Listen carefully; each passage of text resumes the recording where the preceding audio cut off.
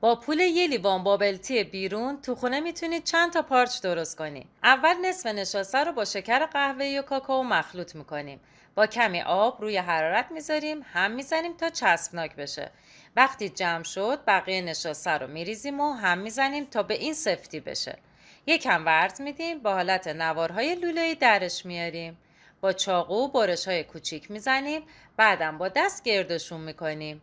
توپک‌ها رو با نشاسته آغشته و بعد الک میکنیم. تو آب جوش میریزیم و یه ربع میذاریم بجوشه. تو این فاصله یه چای دم میکنیم. شیر میریزیم، کمی که جوشید صافش میکنیم. برای سیروپ هم شکر قهوه‌ای رو با آب میذاریم رو حرارت ملایم، هم میزنیم تا قشنگ غلیظ بشه. شیره خرما اضافه میکنیم. سیروپ آماده شده رو میریزیم روی مرواریده پخته شده، میذاریم یه رو بمونه تا طعم بگیره. بزن اسلاید بعدی که بهت بابل تی با طعم توت فرنگی هم یاد بدم.